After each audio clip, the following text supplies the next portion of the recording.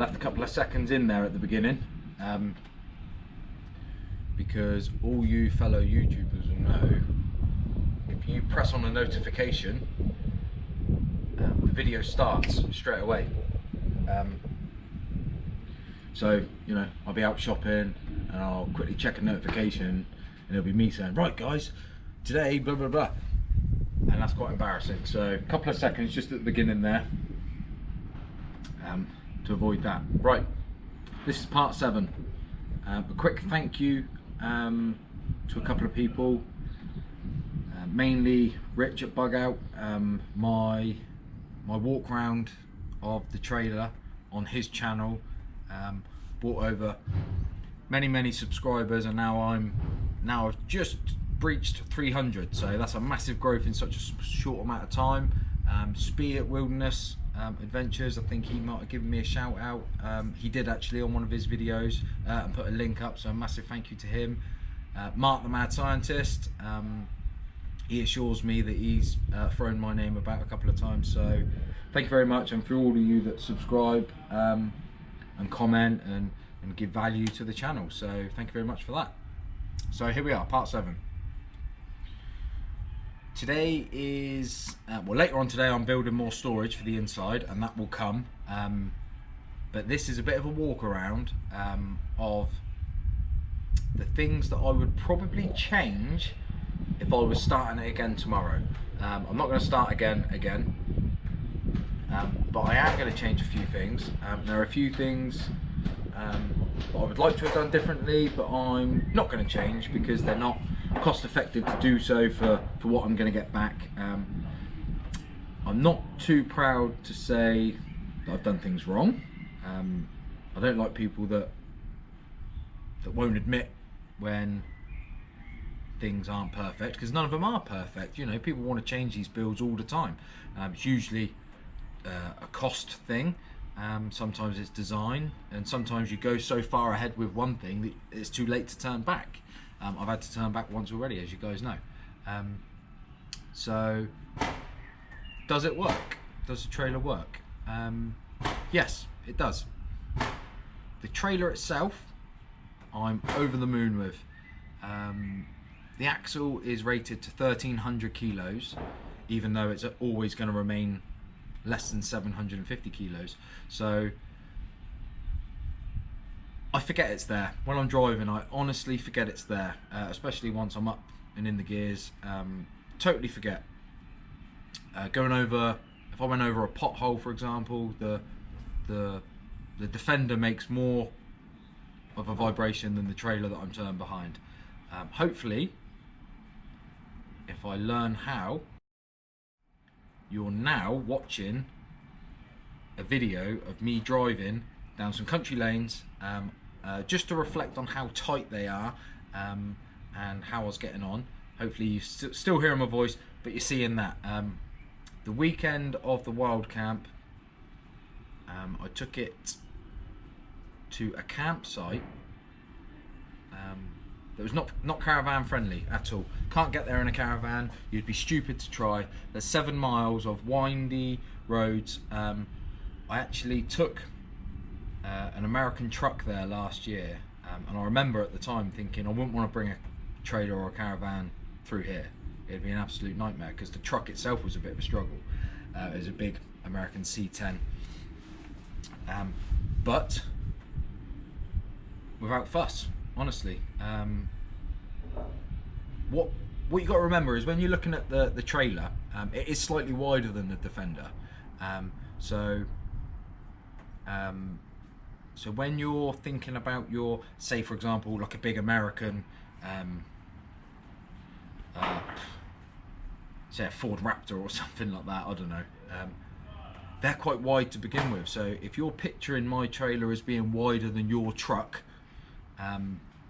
it's not. What you got to remember is a Defender is naturally quite narrow. So although it's wider than the Defender, it's not actually a monster as far as the width is concerned. So yeah, hopefully you're now watching me taking it through the country lanes, all sped up. It was fine getting it into passes and things like that. And when I got to the caravan site, or it's actually a farm. The pitch, the entrance to the field was all boggy and things like that, and looking back, that's why I built it, to get to places where caravans necessarily can't, but my trailer can, at farmers' fields. I'm sure I said it in one of my previous videos. That's what I want it for, to be able to get to slightly remote places, not in the middle of nowhere, not in the back of beyond. That's not what the UK or England is all about. So I want to be able to get places that caravans can't, and hopefully by now you're seeing my pitch up, parked down by a little lake.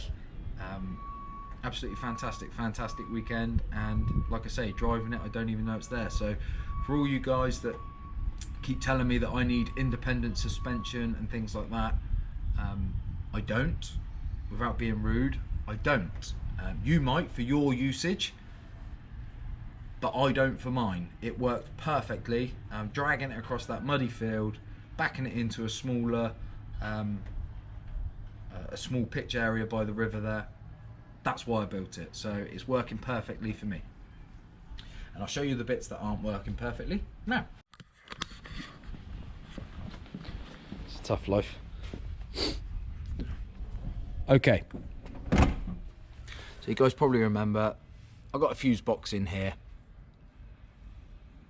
I'm not going to use 240. It's becoming quite clear that's not where I'm going camping. I'm going camping in farmers' fields, you know, kind of makeshift campsites that just want you to throw them a tenner.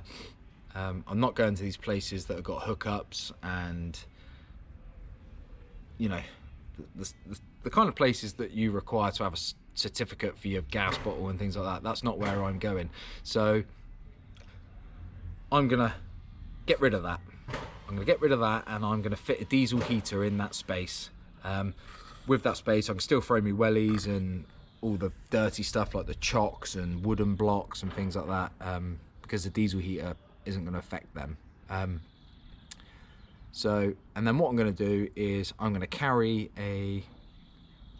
one of the ready-to-go hookup cables that are RCD protected, so if we did end up at a campsite, I can plug in if the wife wants to use a hairdryer or straighteners, that kind of thing, just on one of these ready-made RCD protected leads, throw that in the awning, and we're good to go.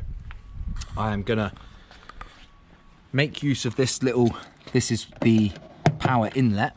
That's gonna become my hot hose outlet. So it's waterproofed, and this will be ready to take the hose. Whether or not I put it in the awning or the trailer itself is another story.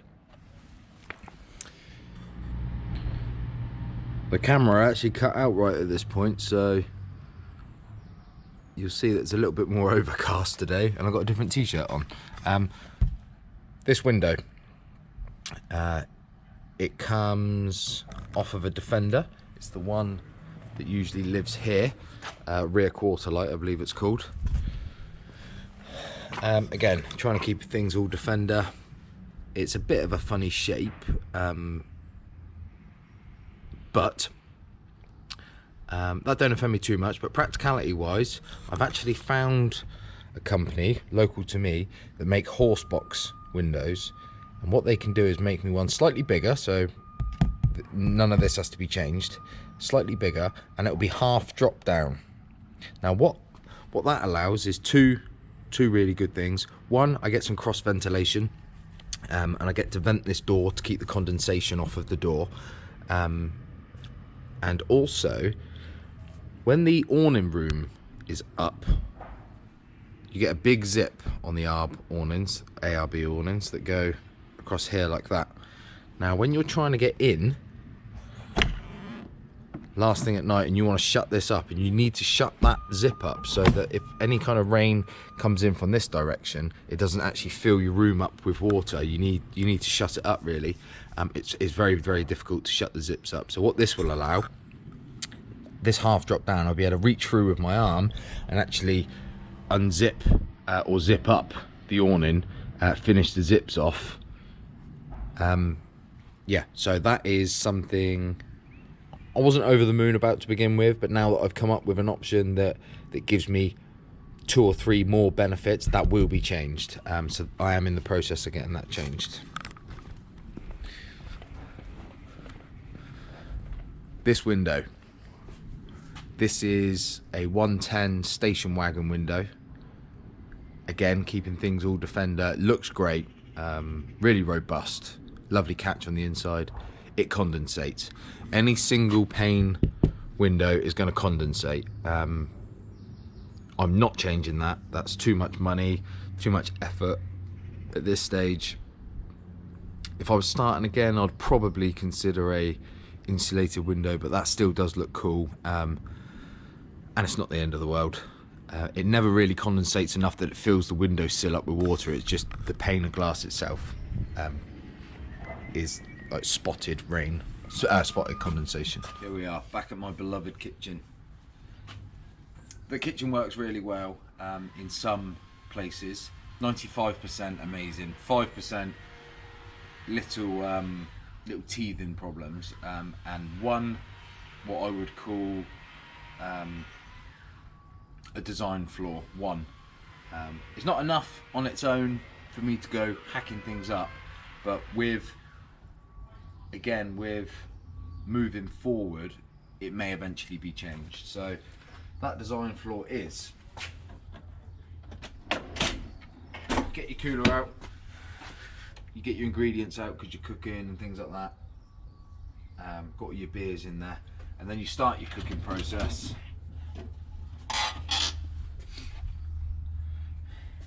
What's actually happened there is I've trapped the cooler in.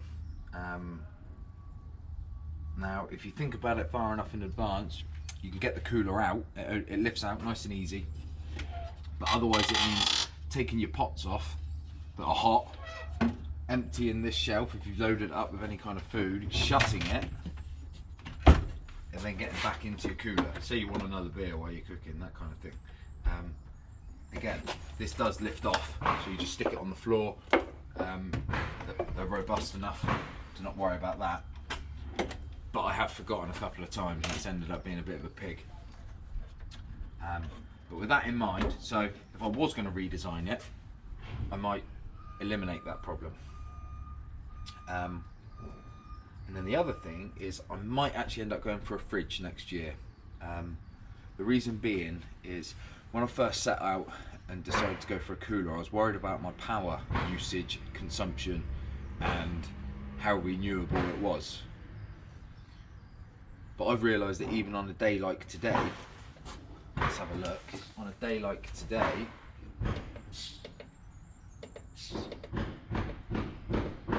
we're in the shade, it's overcast, and it's still putting 21 volts into my battery, which is amazing.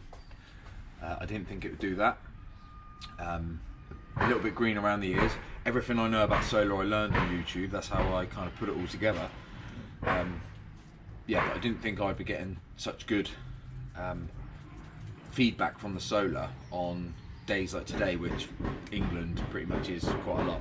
So, and I've also learned that the Dometic, for example, if I go down that route, will actually shut off if it goes below a certain voltage of your battery that you can set as well. So you can set a minimum that if it was going to go to that, it would just shut off. Now, that to me is cool. That would work really well, because at the moment I'm basically using that whole battery bank for lights and charging my phone every now and then. So yeah, I think I've got all that power to spare. Someone did actually mention it on a previous video, and they're right. And the benefits of a fridge is that is a 35 litre cool box. A 35 litre fridge is a true 35 litres because you're not filling it up with ice. Morning. Morning, you okay? Yeah, you? Yeah,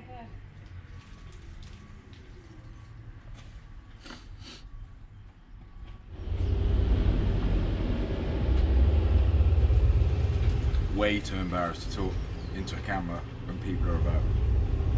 I'll get over that.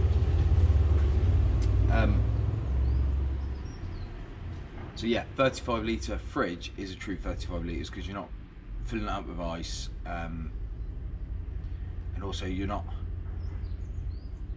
covering everything in ice, so you know things are getting wet and things like that. Like you couldn't store bread necessarily unless you wrapped it up real well. So it's great for beers and things like that, and I'll probably carry it in the truck, just so that I can carry all those extra cold bottles of water and beers and things like that. But I think I can get away with using a fridge, and I think I will.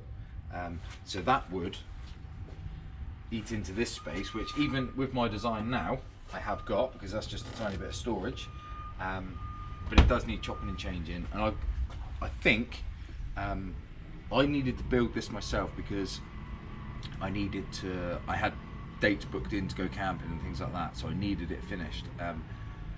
I did toy with the idea before, and I think it's the route I'm going to go down now that I've got a bit more time, because I can use this while the other one's being made, is actually getting the trailer guy to make one out of aluminium.